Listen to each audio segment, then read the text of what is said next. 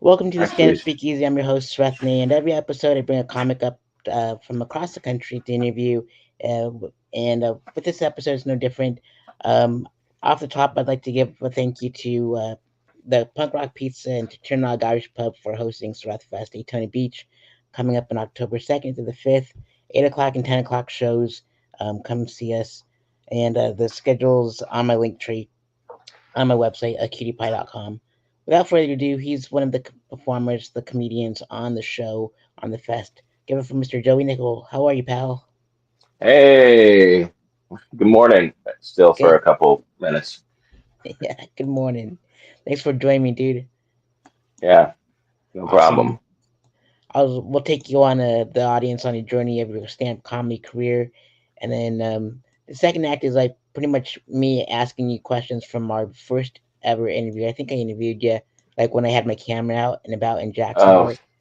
yeah. See if those answers changed, and then the third act is nominating future guests. So that way it makes Okay. my job easier. What Sounds good. sounds good, awesome. So since stand up, you started off in your eighth grade talent show, and so what was that like doing stand up at your eighth grade talent show? Okay, so I have always loved stand-up comedy. I've always loved stand-up in general. I told my mom when I was a kid, like, I don't know, whatever, 11 or whatever, I told my mom I wanted to be a stand-up comic, and she said, "You don't want to do that. You'll end up divorced or depressed." And my experience with stand up comedy was Dave Coulier, was Joey, Uncle Joey on Full House. So that's what I thought a stand up comic was. And then I started to get into like Robin Williams and people like that during that time. But in eighth grade, I came up with this act, this weird thing. Part of it I learned at like I don't know, like I think Boy Scout, you know, Boy Scout camp skit night or something like that. Like I pulled a couple things from there, and then I put this thing together, and I did this whole thing, and I did a weird voice. It was nothing like I wasn't myself at all. I was this weird person just acting weird, but like everybody loved it. Like I was like this celebrity for the last day of school. That was it. It was only on the last day of school, the eighth grade talent show. So for one day, I was like the celebrity. All the teachers, all the students, everybody signed my yearbook because of it. Like it was this huge thing. And then I immediately moved. So like that was my last day with those people ever, and then we moved right after that. So I never got to cash in on that fame from from from that. But it was I didn't even really think of it at the time when I was developing it as like stand up necessarily, because it was more I thought of it as like just a skit. Like I'm doing this skit, but then everybody, all the teachers were like, "Hey, that was really good stand up comedy."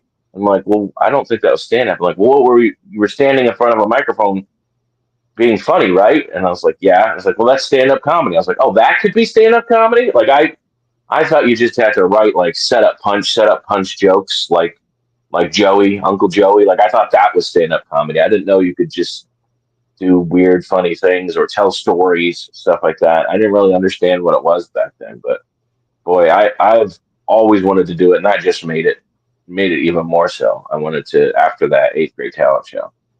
Heck yeah, dude. I'm glad you're still going at it instead of cutting it out. Yeah, right. I thought that was hilarious. By the way, I was repeating the cut it out to everybody at school. Like I thought that was the funniest thing. I thought that was like the height of stand up comedy. Yeah, a little bit I know that like at the same time George Carlin existed. It's like I didn't know any of that at that time. That was my only experience. I didn't even know Jerry Seinfeld at the time. I didn't never watch Seinfeld when I was like 11 or 12 years old. But it wasn't until later I discovered, you know, I had that, and then I think my next intro to stand-up comedy was Steve Martin. I had Steve Martin albums. Listening to his albums was huge for me coming up. Those were my big. That was my big introduction to probably live stand-up like that. Was listening to Steve Martin albums. I loved those. Heck yeah, dude. I think I read two of his books already, Steve Martin's books, and one is Born Standing Up, and the other one's like about his career in film, but it was like a Yes. graphic novel kind of thing. Yeah, I haven't read that one. I read Born Standing Up. I loved Born Standing Up. I liked it a lot. Mm, Yeah, it covers his career up until he becomes a movie star. So it's all just the stand up stuff, um, which I which I really liked that book. That was it's a very informative and eye opening about his feelings on stand up comedy and about development. It's not necessarily eye opening in general about stand up comedy because his experience is going to be more unique. I think because it's I don't think stand-up comedy really develops like it did for him much anymore. There's definitely some things that are going to translate into today's advice and today's stuff like that. But I just thought it was just interesting to read about his journey. yeah, But yeah, that was a good book. for sure. There's a '90s convention too happening at the Daytona Ocean Center this weekend, and I Oh think some of yeah. the cast members from Full House are going to be there. So Oh, I saw that actually. Yeah, I think DJ and Stephanie and Kimmy are going to be there. I think the girls are going to be there. Not the twins, obviously. They never do appearances anymore. of course, But um, but yeah, I think the girls are going to be there. I don't know if the uncles are going to be there or not, but I'm pretty sure the girls are going to be there. for I sure. heard I heard the dad's not going to be there. I I don't know heard why though. I heard that too. And like when I was filming my special and the one that you were on, I dedicated my filthiest set to Bob and Gilbert because we both lost them that year. Yeah, It was like my homage to the aristocrats because we were at the back of Dahlia's that one night, and I just it was a night that like Christina said, "All right, you can do 5 minutes," and then like the audience members were like, "We want more," and so like we had to say like a whole different set of jokes, and I'm like, I haven't done my dirty naughty positions, so I just scared some of the audience, and yeah, all the comics were dying laughing in the back. yeah, uh, Good time. yeah. Bob Saget. He liked the fact that people. He liked to shock people, and he liked the fact that he liked the contrast of his TV dad personality and his stand-up comedy. I think not a lot of people, especially at that time, not a lot of stand-ups would do something like that, where it's like if you have a persona as this, family-friendly dad, you're probably not going to do your even if your stand-up before that point was dirty, you're probably not going to be dirty anymore because you want to maintain an audience. But he was the opposite. It was like he liked to kick against that. He was very different, and people wouldn't know for some reason. Like people would go and not know he was dirty, and then he would walk some people. Like Full House fans would show up and he'd walk them. Not so much towards the more recent career, but yeah, back then when he was still on the show, it was very different. Indeed. I love me some dirty comedy, so it's good stuff. Awesome. And so in 2014, which is like your 10-year anniversary pretty much, you just quit Apple and Hmm. did you not like Apple? Oh no, I hated Apple. No, that was terrible. I like honestly, like I didn't even quit Apple to do stand up. Like I did, like I was like they coincided because I took that as my opportunity. But I quit Apple because it was terrible. Like I hated working for them. I worked in tech support for a couple years. I've worked in tech support and IT and technology and stuff like that for a long time before I did stand up.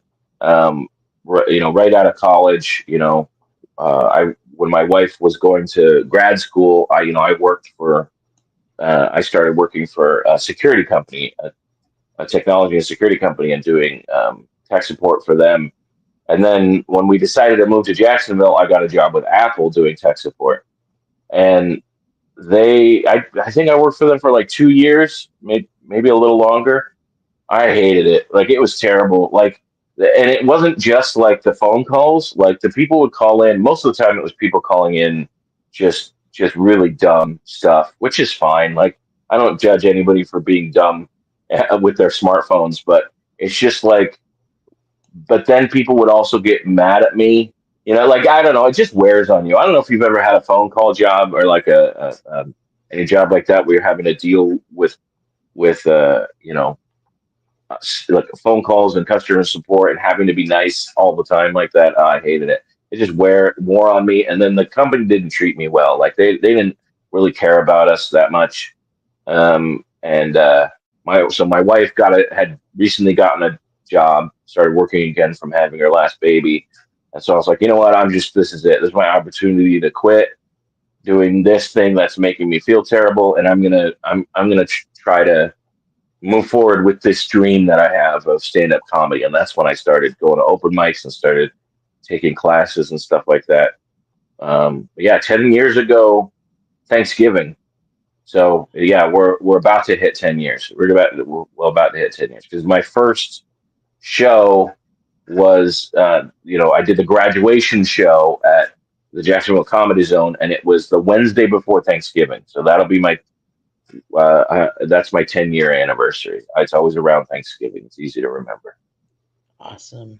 Yeah, I used to work for Smith and Hawk and as a telemarketer, and they would call Oh in, yeah, and I'm yeah, like, this is telemarketer. That even seems worse than tech support. At least I never did telemarketing. At least tech support, it's like they're calling you for your help, But yeah, telemarketing. I've had a lot of friends do telemarketing. That sounds terrible to me.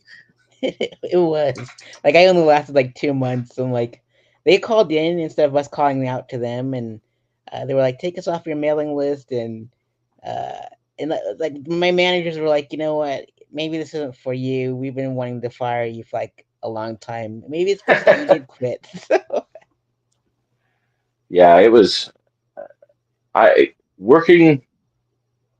The thing is like I've even tried to write jokes about it. When I first started, I was writing jokes about it, and it was so depressing that I didn't even enjoy writing jokes about it. I think I had one decent joke come out of it, and I just haven't been able. I never was able to mentally get a hold of that comedically, even though there's probably tons of comedy in the jobs that I had. But I just couldn't.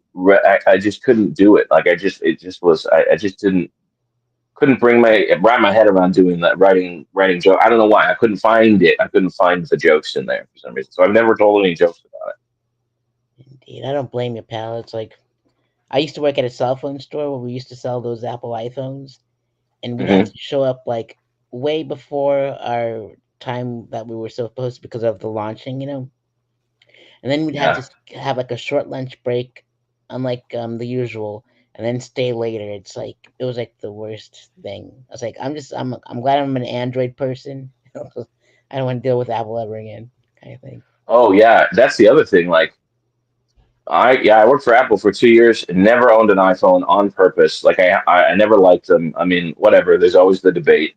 But like launch week or actually launch month when I worked for Apple, I did two launches working for Apple, and it's terrible. It's this time of year.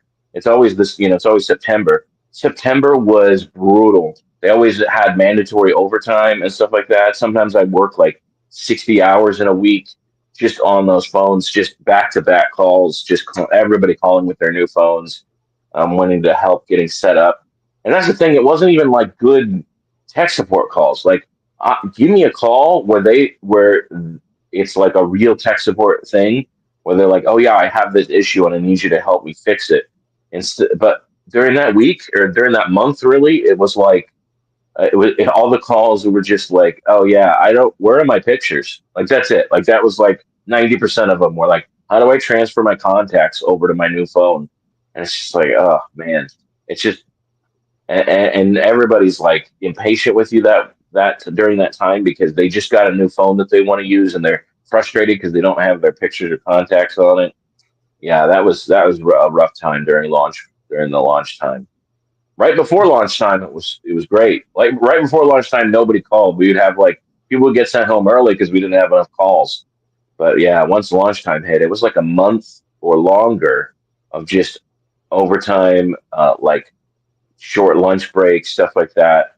It was pretty rough. Indeed, I feel you on that one. Didn't mean to open up a can of worms, but I'm having PTSD of thinking about mine stuff I, too. I'm like, I mean, it's not uh, like I was working in a mine or something like that. Like it's not like I was like doing a job that was like, but it wasn't physically hard. It was just mentally hard, just having to deal with. those having to deal with somebody like that back to back, having to deal with issues. It was fine. No, it's fine. I mean, that was 10 years ago.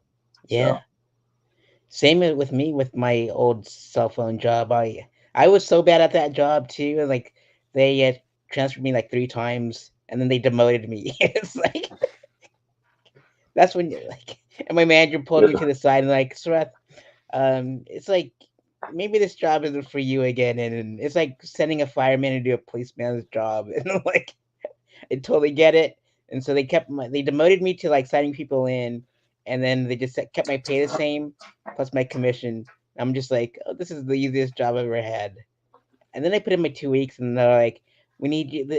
The staff loves you. Can we just hang on to you for another month, and then you can quit, or maybe 2 months it was. And I'm like, sure. uh, it happens. Cell phones, they tell you, they're like the worst things to happen, and it's the best thing. It's like a double-edged sword. yeah, I know. Yeah, Yeah. indeed. And so you rely most solely on stand-up comedy. Your wife's income to support a family of five, and that's what I love about your bio. It's like you kept it real, so that's pretty awesome. Yeah, I mean, I do this. I do entertainment full time. I don't have like a regular day job. I haven't for a long time.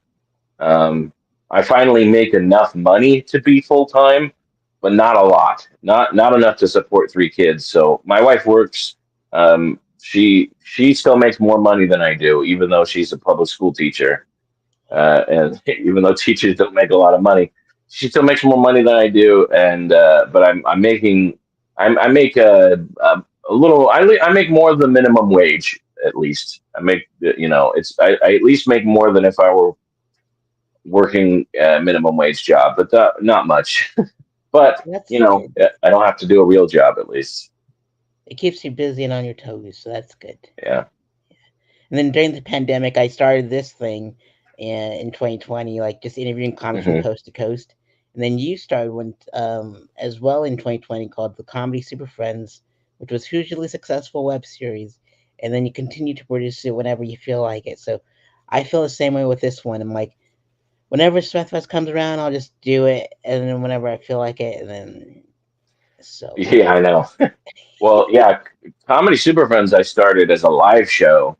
And actually, when I first started doing it, it was just like it was just this. You know what? You did it. It was you remember the pizza place? yep. Um, yeah, like way. It was up north, like it was up by the airport, like that pizza place, and that was the beginning of Comedy Super Friends. Was that, and all that was just like basically a booked mic. Like I would just get it was just a showcase that nobody got paid for unless we got tips. Which I'd put the tip basket out, and I think we'd get like $5 or something. But Yeah. like, and then I talked them into paying us. But then I started bringing in like out of town headliners and I would pay them. But that show never really like took off, even though we did it for like I don't know. I was doing it every week. I was doing it every Tuesday for like maybe 6 months or so. And then it just kind of fizzled out. The owner was like, I don't want to do it anymore. And then but then I was like, oh, then I started looking for other places at that point because I was like, I liked running a show. I liked being booking and running a show. And it evolved into other things. And then I got connected with After Dark Comedy Show. And then I kind of started doing Comedy Super Friends almost as a spin-off of After Dark Comedy Show because I wanted to be more variety. I wanted to have sketches and videos and music and stuff like that, not just straight stand-up comedy. So I would book these. So I did a few of those where I would book it and put in sketches and bring people from After Dark Comedy Show in and play games. I would always play a game with the audience, and we did that at an oyster bar in Green Cove Springs at Ronnie's. Did you ever come to Ronnie's? I can't remember. Yeah, we had Ronnie's in Green Cove Springs. We did that. I did that for like a year and a half until the pandemic, and then I never really brought it back there after the pandemic. And then it just kind of turned into wherever I could do live shows after the pandemic. But when the pandemic hit, I was like, I'm going to start I needed to do something creative. Like I wasn't doing, stand up obviously. So I was like, It started with me just doing stand up in my bedroom for my family with a, and we had a little laugh remote thing that I a fake, like I press a button and it would laugh, just because I wanted to just feel like I was doing stand up again. And then I started a web series, and it would just, I just asked other comics to give me videos of them doing stand up either in front of a, at home or an old clip that they had. And then that's how it started. And then I started doing sketches with my kids. So it turned into this variety sketch show that I did with my kids. And I developed segments, and I wore helmets, like I wore Star Wars helmets to introduce the show and stuff like that. And I do like a mail call at the end of the show. Like I treated it like it was a real show and everything. I wanted it to have a rhythm and a feel to it. And they were anywhere from 7 to 15 minutes each episode, and we did. I think I did 6 seasons of it. And I didn't do like one season a year. I think I did 6 episodes. I would do it like for 6 weeks. I do an episode a week, and then I would take a break, and then I would do another. I would take a break for like 2 or 3 weeks, and then I do another 6 weeks straight of episodes. And I did that, I believe, 6 times. And there are most of them are still on YouTube. I haven't touched the web series in a while, but I still do live shows. I now run an open mic every Monday, the Comedy Super Friends open mic every Monday at Shantytown. We do every first Friday of the month at the Fresh Spot in Middleburg. Um, we now have a place in Filming Island at Barley and Pie that we've been doing.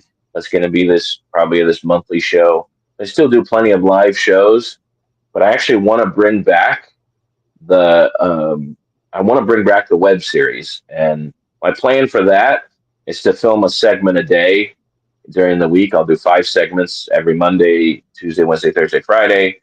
Post those on TikTok, and then put the segments together, and then release it as one episode every Saturday. That's going to be my plan, and I'm probably going to start it in. I'll probably start filming them next week, and I'm going to give myself some time to get a backlog. But my plan is to post 5 days a week on TikTok, and then once a week I'll put them all together on YouTube. That's my plan. Usually, 1 to 3 minute segments, and they're going to have themes. So stay tuned for that. That's my plan with that. Good stuff. So I'm bringing it back. Don't worry. Everybody who's like, when are you going to do more episodes? All the 3 people who have asked me when I'm going to do more episodes. That's I'm going to start doing them again. I want to make more of an effort to have a bigger online presence. So get some content out there. And as comics, we need that. And I'm like, gosh dang it. It's just another thing to add to the plate. It's like. I know, and that's kind of how I felt. That's kind of why I haven't done it in the last couple of years. It's just like I just want to do stand up, like I just want to be a good stand up, but it's just not that doesn't work anymore. Like you can't. Nobody's just a stand up anymore. Everybody's got something that puts them out there, or something that gives people an opportunity to discover them. Like I've been trying to find an agent recently. I've been connected with a couple agencies. I actually found an agent for acting, but I don't get a lot of acting gigs. But I got offered, or I got asked to audition for a commercial. And through that audition process, I gained an agent. And she's like, I got to be honest with you, we don't get a lot of requests for people that look like you, but when we do, it's usually a pretty good gig. So I'll keep, I'll put you out there and keep you in mind if they need any more ethnically ambiguous fat guys to be in commercials. So I've got that, but it's like that didn't help me with stand up necessarily unless I book a major commercial. So I've been trying to find an agent for stand up comedy, and I've got connected with a couple and got referred by some good people. But it's like the way agencies, it seems like to me, and maybe there's some agencies out there, because I've only dealt with a couple, but maybe there's some agencies out there that are doing things differently. But it seems like for the most part, agencies are now trying to book people that already have followings.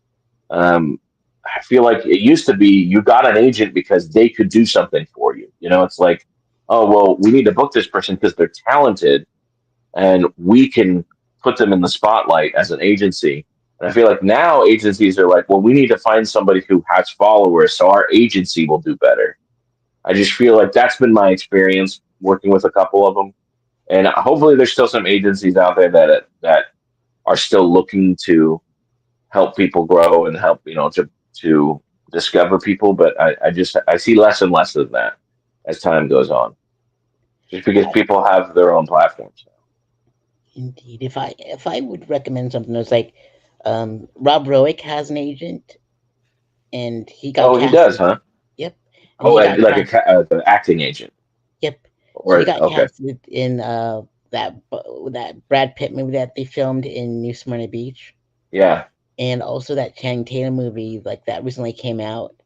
So maybe connect with Rob Rook and see if he can connect you with, like, refer you to his agency or whatever, because he's been getting roles. I mean, they're like extras, and I'm like, did you get any credits in that movie? And they're like, no, but my car's in it, and I'm like, cool.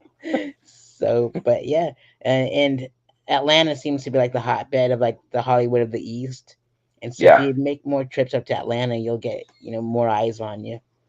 And I noticed, like, I was in the business for like 3 years back in like 2012, like the film industry, and most of those folks go to, like, you don't go and reach out to the agency reaches out to you. It's a trippy thing. Like, as soon as they get like unsolicited emails and material, they usually throw it in the trash bin. And that's what I learned from the yes. entertainment industry. Well, from yes, definitely. I that's definitely kind of always been true about acting and stuff like that, about entertainment and acting agents.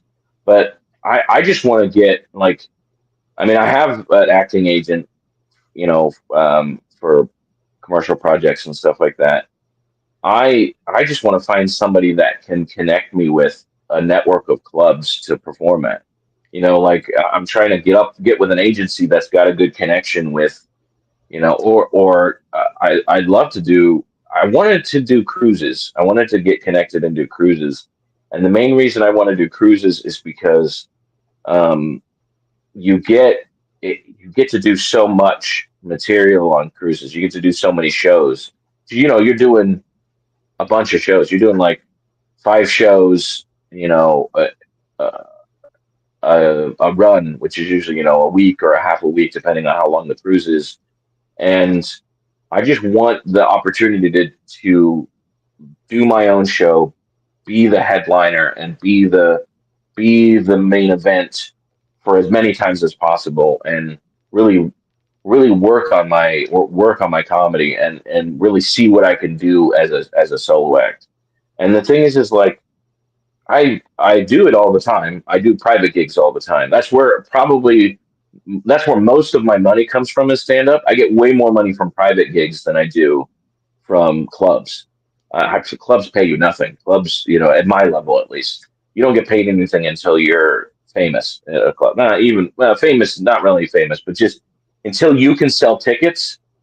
Comedy clubs don't pay you very much. I get $50 to $100 a show, depending on the show or where it is, to do a club. If I'm emceeing or featuring, um, even headliners that aren't drawing, even if you're just a road dog headliner, even they don't make a ton of money.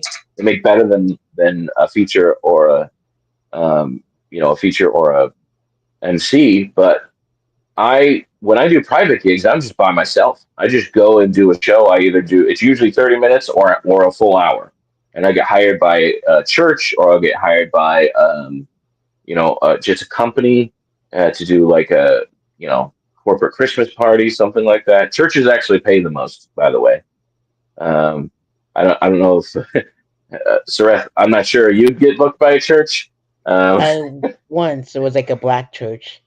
yeah, you got one time you got booked by a church. Yeah, Um, and it was like yeah, my buddy. He's like the preacher's son, so he noticed my comedy in Orlando, and he goes, you'd be perfect, because I was like doing my very best to be clean, but yeah. me, I'm like super filthy, so it's like. Good luck. Yeah, I don't, that you're not going to find a career in churches, but I, I book, I get, I book churches or church related things a lot. Whether whether it's the church booking an activity or sometimes the church will own like a coffee shop. There's a coffee shop that I do in Live Oak. There's a very religious organization. These people are very religious and connected with their church, and they have these like church retreat type activities, and then I go perform for those. Those pay the most, and I'm doing them by myself. Very rarely do I have somebody even to open for me. Um, and it's fine. I can do it. I have great shows by myself for 30 minutes or an hour. So I know I have the ability. I know I can do it. I just want the opportunity to do it more. And I go on a lot of cruises. I've been on like probably 7 or 8 cruises in my life, and every time I go to the because on Carnival they have comedy clubs. They're not just performing in the main room. They have actual clubs there. Oh, And every time I go to the club, it just seems like a cool thing. It just seems like a great opportunity to be on your own because they only do it by themselves. The way they do the clubs, they don't run it like a normal club where it's like MC feature headliner.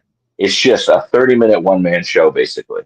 You've got somebody who works on the ship that introduces you. That's like, hey, this person, this here coming to the stage is Joey Nickel, and that's about it. That's about all they do. And then you come up and do your act, and it's 30 minutes of just you, and it all. And I just want the opportunity for it to live or die with me. I want to be in complete control of my act at that time, and they get to do 5 of them on a cruise, 5 of those shows on a cruise, and they're usually with another comic, and they're alternate nights or alternate shows, but it's just you for that half hour. And I really want that opportunity to do that as many times as possible. And it just seems like going on cruises is a good way to, is just a great opportunity to do that. And the pay is fine. The pay is probably better than what I get paid at clubs now.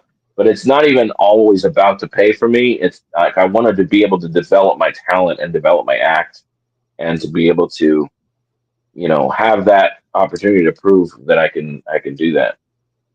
indeed. And they say you have like to have like an hour of clean material or whatever. And there's like some comics I know that are in Central Florida, like Jersey, the Haitian Sensation, like Loose Cannon. They've all done cruise shows. And there's Jason that lives out in Jacksonville too. He's done some cruise ships too. So uh, find out like if they can refer you or like get tips on how to get booked onto those things, and maybe they can help you out. Yeah, I've actually talked to Jersey about it because and he was actually telling me about his agent that he works with. And at the time, I was trying to get signed by a different agency, but I actually might reach out to him because he did. His agent was able to get him onto the ships pretty quickly. It just depends. There's different agencies that work with the cruise ships, and there's pluses and minuses to working with each of those agencies. Like some agencies might be able to get you on a ship faster, but maybe they don't have a connection with as many cruise lines or something. There's always going to be a positives and negatives to each agency, and I've just got to weigh it out and try to see if I can get connected with what's best for me. Um, but we'll see. That's something I'm going to definitely be moving forward here in the next couple months to hopefully get that onto my start getting those on my calendar in 2025. Yeah, awesome. We got some viewers in the audience at home, and so be nice to us if you're checking it out and interact in the chat too if you like. And Leroy, a comedian, fellow comedian out in Jacksonville, says comedian A Train works heavy on cruise ships, so talk to him too. So if you Yeah, I can, heard about that recently. I didn't even know he was working. I've known him for a few years, just kind of peripherally. I've never like worked with him on a show necessarily, but I've seen him around clubs and stuff, and he's been a fixture in Jacksonville for a while. But I recently found out he's been doing cruises, so that's I do. Yeah, I have been meaning to reach out to him to talk to him about it because I hear he's got some great advice on how to get booked on cruises. indeed. and you're described as clean and hairy, so I think you'll be perfect for Yeah, I have. the I'm pretty clean. And then the thing is like I'm I'm not necessarily quote unquote a clean comic. Like I don't necessarily write fully. Like I'm not like, okay, what's some clean material I can write? That's just kind of who I am. Like I don't swear in regular life. I don't, talk about dirty stuff in regular life. So my comedy just ends up being that. So it's really comes from an organic and natural place. I mean, I've got jokes that I wouldn't tell in front of kids, or I've got jokes that I don't tell in front of the church crowds. I definitely have not clean jokes, not fully family friendly jokes that I'll tell or stories that I'll tell. None of them are going to be, I don't tell anything dirty and I still don't swear or anything like that. It's not going to be bad, but it's like there's certain subjects that I tell jokes about. I definitely have an hour of clean material that I use for churches and things like that.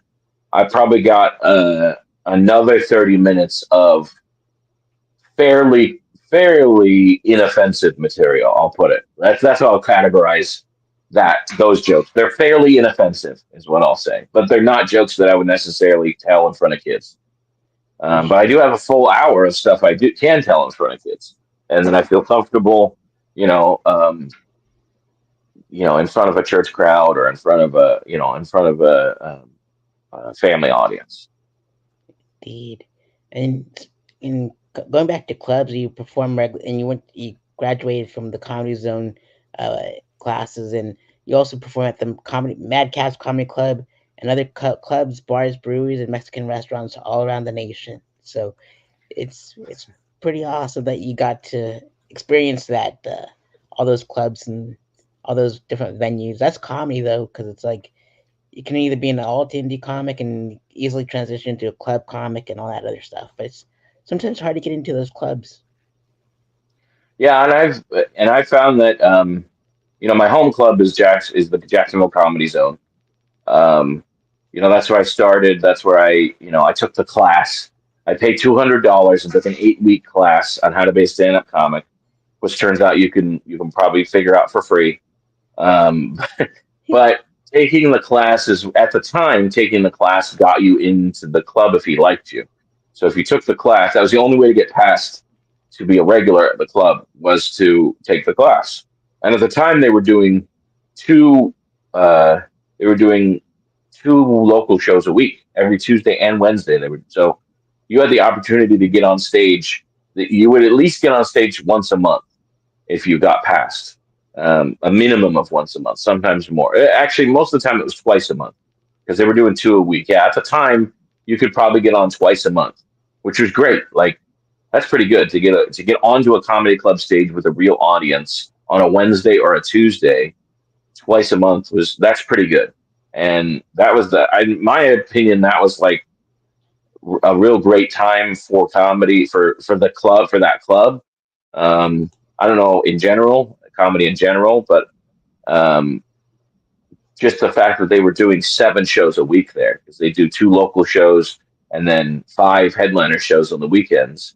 Um, we're lucky if we get one local show a month now, or two. We've got River City Comedy and then we've got the LOL shows. We're lucky if we get 2 of those a month, and we were doing 2 a week at the time.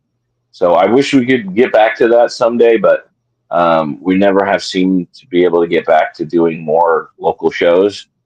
But the only way to do it was to take that class, and I took that class for 8 weeks, and then I mean, I don't regret it because I got into that club, and then that's how I met everybody. I didn't know any stand-up comics in Jacksonville, but I met people that are like, yeah, come out to the open mics, and then, you know, pretty much from that moment on, I was going to as many open mics as I could possibly go to every night that I could possibly go to in the Jacksonville area. Um, but I like connecting with clubs, and I work with several independent clubs in Florida, as well as the big ones too. I've done the Funny Bone. I don't think I've done it since it's been called the Funny Bone in Orlando, but I've done the Improv in Orlando. opening for another act. And I've done, but I love the local, or I love the independent clubs around here. I like Madcaps, I mentioned because that one's pretty close. Christy B's is in Palm Coast. I haven't done that one yet, but I've heard great things about it. That one's fairly new. I took over for the Madcaps that was there. Um, St. Cloud has a great club called Porky's. It's a barbecue place.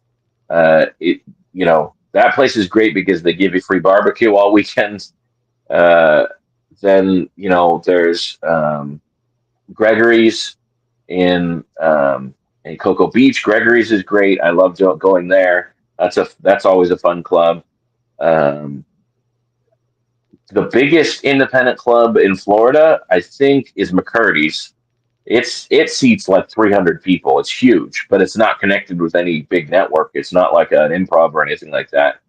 But it's huge, and I did the World Series of Comedy there this year, and it's a great club. It's the audience is really good. They have their own audience, like fans of that club come to see shows there. Um, they're big comedy fans there. That's really fun. Sunshine City Comedy Club, about an hour north of McCurdy's, in the Bay Area, is great. So there's plenty of clubs. Um, Laugh Out Lounge, that's another one. That's another great independent club. There's plenty of independent clubs in Florida to kind of make a good tour and a kind of a decent career out of just working all these independent clubs. And I've worked a lot of them. I've worked probably most of the independent clubs in Florida, and then there's a few in Georgia too that I like doing. But you can stay in Florida and have a decent lineup. You can put together a pretty decent tour and never leave the state of Florida. Just there's so many clubs and venues and indie places to do comedy here. Absolutely. The Florida Loop, the good old Florida Loop. Hmm. And so, speaking of Savannah and the World Series of Comedy, we'll go through your credits and accomplishments, like either the 2022 champion of the Savannah Comedy Review competition, the 2024 Florida's Funniest competition, the 2024 World Series of Comedy, America's Got Talent season 12, Star of Comedy, Super Friends the series, and so those and two more, the Vanquisher. How do you say it? The I'm Vanquisher. Yeah, you got it. The okay. Vanquisher. Of Vanquisher of Sushi Buffets and Slayer of Dragon Rolls. My English as my second language just showed up. Yeah. Yeah, And Vanquisher of Sushi Buffets. Yeah, for sure. That's awesome. my biggest credit by far. It has made me the biggest Vanquisher of Sushi Buffets. Um, but yeah, Savannah Comedy Competition. I love doing that. I've done it 3 times. I came in. Actually, I did it 4 times. I did it in my like first year of comedy, and I didn't place. I didn't win anything the first time I did it. I actually lost. Actually, the person who won that year or placed, I can't remember if he won, but Wes Johnson. Yep. Wes Johnson got. I mean, something. I don't know if he got second or first. I can't remember, but I remember him. He's hilarious. He's great. He's one of the best comics in the Jacksonville area, and I had already lost a competition to him recently. Like I had lost a Jackie Knights competition to him not that long before this one. So I already knew that if he was on the lineup, I wasn't going to win a competition. Like if he was in the lineup for a competition, I had no chance. So he shows up, and I didn't know he was going to be there. And he's in a wheelchair, and they don't have an elevator, and the club's on the top floor. So I carried him in his wheelchair with his dad. I carried him up the stairs, and then he beat me. So I was like, I carried you upstairs, and then you beat me in this competition. And I had to feel like I had a good set. Everybody said I had a good set, and then they give you your scores afterwards. And I was pretty close. I was maybe a couple points away from getting like third place or something like that. Um, so I mean, if Wes had not been there, I would have gotten at least third place. I feel like, but that's fine.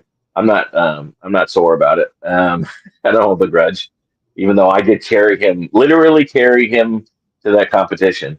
Um, it was a lot of fun, though. I had so much fun doing the competition. The crowd was amazing. It was a sold out crowd.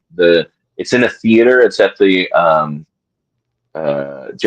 think it's called the Jefferson Street Theater. It's on Jefferson Street. I can't remember if it's called the Jefferson Street Theater or not, but it's such a good theater, and the crowd is so good, and I got such a good recording out of it. It was a 5 minute set, and I used that 5 minute set for years after that for promoters and clubs and stuff like that, and it really helped. Like it was the first time I had a real professional set recorded.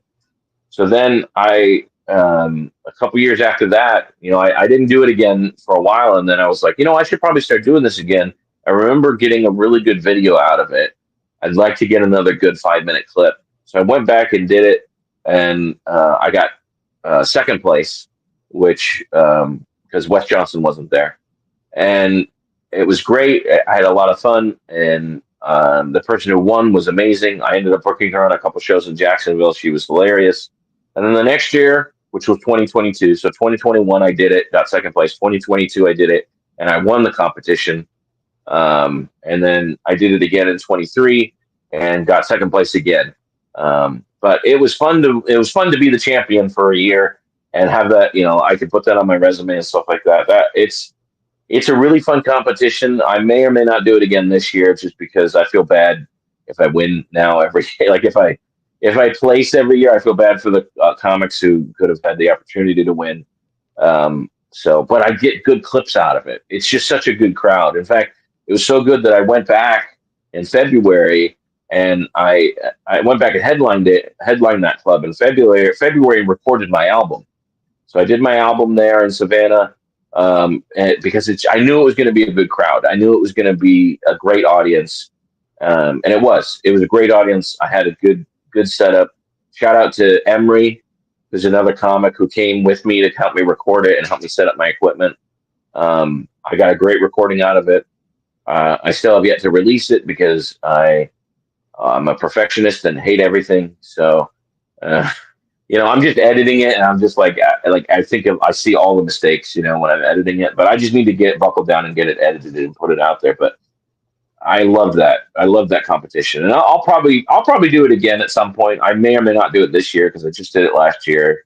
I did it 3 years in a row, so I may or may not do it this year. But I always have a good show there and get a good recording, and I love performing there. But I don't always. I used to not like competitions. I used to really not enjoy competitions, just because comedy is so subjective. Comedy is so like one person could think I'm hilarious and another person could hate me. So I never really liked them, but I have fun every time I do them. If nothing else, for the connections. I did the World Series of Comedy this year. That was a lot of fun doing the World Series of Comedy. I got to connect with a lot of really good comics. Also this year I participated in Florida's Funniest, which was also great. I got to connect with comics. Honestly, that's the biggest takeaway from most of these competitions is meeting other good comics that you can connect with and get in. I can bring here and book people on shows here. I made a lot of good connections that way, and you get to know a club. The Florida's Funniest competition I did, my place was at Sagman Comedy Cafe in Boca Raton, and I loved it. It was a great club, and I got connected with the owners to come back and get booked there. So it was a lot of fun. I did put America's Got Talent on there, season 12, and I'll tell you.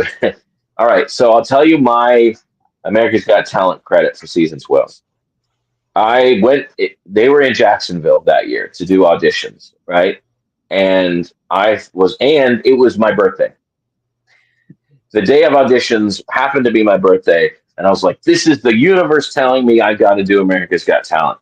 So I go and I wait in line, and I signed up ahead of time even because they said supposedly if you sign up ahead of time, you'll get a spot, you'll get a time to show up instead of just waiting in line. And I still waited in line. It still took forever. I was there for 9 hours. I was there waiting to audition for 9 hours. So they have you go, first you wait in this line to register. I registered, then they have you sit in this room for a long time. Hours and hours you sit in this room. then, and I was afraid to like leave and get something to eat because I was like, what if they call me while I'm there? Well, uh, looking back now, I don't even think that was a thing. I think they just move you from each room to each room. So then they sit in one room for hours and hours. Then you sit in another room for hours and hours. Then they take you outside to pretend like you're in a line for a while to film you. Now my group had these like carnival dancers, like you know what I mean, with the big feathers, like the Brazilian dancers with the big feathers and huge flashy costumes and stuff like that. So it was very eye catching, like this the costumes that they had. So I knew my group was probably going to be on TV. The line was going to be on TV because that was a cool visual to see that. And they had us like stand in line, and then they filmed with a big crane. They filmed, an aerial shot of the line, and then they also had us walk in a group forward, and then they filmed us. They did a few things like that, and I was like, okay, this shot will probably be on TV. So I knew my relation to where the carnival dancers were. I was like, okay, I'm going to look at them and then I'll be able to tell where I'm at in the crowd and then I'll be able to see me on TV. Well, so when the show finally aired, I looked at that. I was right. They showed our group in line and you could see my hat. That was it. You could see my hat above, and I had at the time I had a red hat. By the way, red hats did not mean what they mean now. Back then, I had a red hat at the time that said nickel on it instead of .05. It said nickel on it, and you could see like from here up just my red hat behind one of the feathers back there. So that's my America's Got Talent credit. I technically was on TV. I was technically on national television for America's Got Talent. I did my audition, which by the way you do in front of a camera. You don't even do it in front of producers. You do it in front of a camera, and then they send that. Supposedly they send that. It's all a sham. Like none of that. Like the audition process when they do the cattle call auditions and stuff. That's more for publicity and drumming up, excitement for the show. I don't really know that anybody who does those gets on. The people I know who have done America's Got Talent already have agents, like already have people talking for them and making the introductions for them. Yes. So, but it was fun to waste my birthday and have the experience of it and to say I did it. I'll probably never do it again, but it was a lot of fun to have the experience and to say I've done it. And I Indeed. have a TV credit. It won't get me a SAG card. Uh, but Yeah, yeah. it's fun to tell the story. I only put that on there as a credit so that people ask me about it, and then I can tell that story about how my hat was on TV. So Yeah, I said something about someone in the crowd, again as an extra, and like on a post, and like Ken Miller was like, uh, "That's not a TV credit," and I'm like, and he goes, "I got you on this one." And I'm like, I mean, I myself got a major motion picture credit, but I'm like, but it's only good for like New York and LA or whatever. It's like, it's what it is. But well, Leroy's really, yeah, it's like the credit doesn't really matter that much unless it's something that is irrelevant too. I don't know, maybe. Well, I do have an IMDb entry. I was in a documentary about stand up. Um, I didn't put my own IMDb entry in. I didn't like get a pro account and then create an entry for myself. But I actually found out I have an IMDb credit like a couple like last year. Like I didn't even know I did, and I actually was googling myself to see what how it was showing, how my social media accounts were showing up on Google. Which, by the way, if you Google Joey Nickel, this is probably my biggest credit. If you Google Joey Nickel, I'm the first four things that show up. My picture shows up. There's there are other Joey Nickels out there, but I'm definitely the most famous Joey Nickel. And so my stuff shows up. I didn't do anything to make that happen. It just my stuff shows up. You get my TikTok and my Instagram and my Facebook and all that shows up, and like a website that I mentioned in shows up, and an IMDb page shows up. And I didn't even know it existed until I saw that, and I clicked on it, and it was just based on a documentary series about stand up called BTS on the Road, and I didn't even know about that. So I have an IMDb entry, based on that credit, which is nothing. It doesn't mean anything, but it does show up when you Google my name.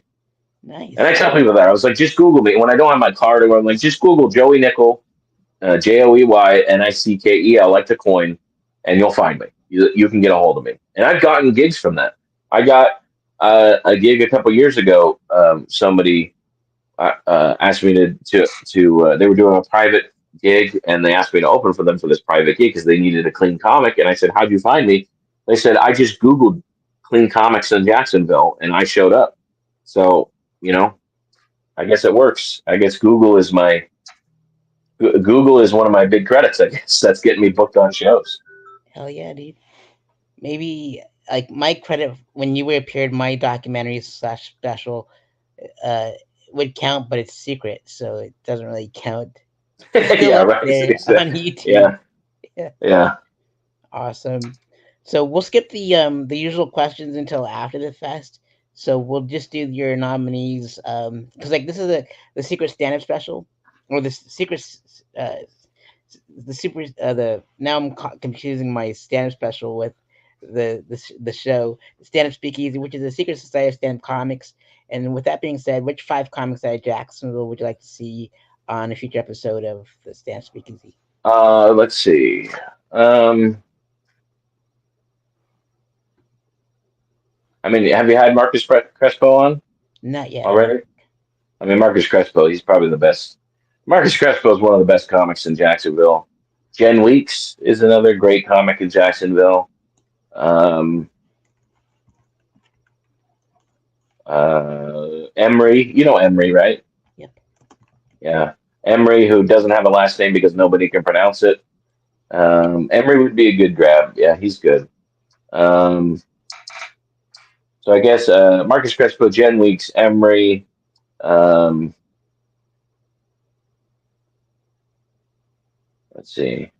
Have you had like Chris Buck or anybody on yet? Not yet, I don't think.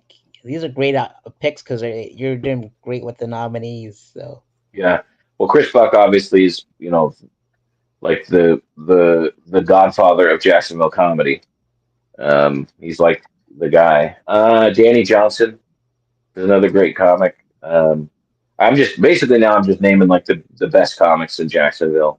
Um, but yeah, all of these people. How many have I named so far? Is that five? five, I think five already. So you're good Yeah, to go. yeah. Any of those people would be great people to be on the show. They've got a lot to say about stand up comedy, and they've got a great careers in stand up comedy. So Awesome. I think Yep. Emery would be a really good pick. Emery's really good at talking about stand up, and he's got a lot of experience. He recently went to Hungary. He's from Hungary, but he recently went back and did a bunch of stand up in Hungary. So he's got some great stories about that. Awesome. I'll be sure to reach out to those fine comics because there's some good folks there. And so Joey, follow Joey and subscribe and all that stuff. His information is in the description box below. Donate to his comedy journey as well. His info's down there. Is in there if you want to watch my stand special. It's like 9 hours long, so just watch it in like little clips. 'Cause that's how I set it up as. Um, with that being said, any final words or upcoming shows you got going on? Definitely subscribe to my YouTube page. That's where you're going to see my stand up. That's where I post stand up sets. TikTok is where we're going to post stand up as well as other stuff. Um, and yeah, other than that, Sareth Fest, October 4th. My show's October 4th, right? Yep, Yeah. I believe so. I'll have to look because there's so many dates, I and know. so It's how many days? It's 3 days or 4 days? for October 2nd to the 5th. 4 days. So Yeah, mine's the 4th, which is a Friday, I think. I Something like think that. so. Yeah. I'll have to October look. 4th. Double check. We'll we'll do so. Yep. Shout out to the Punk Rock Pizza, uh, Kiernaug Irish Pub for having us October 2nd to the 5th, 8 o'clock and 10 o'clock shows.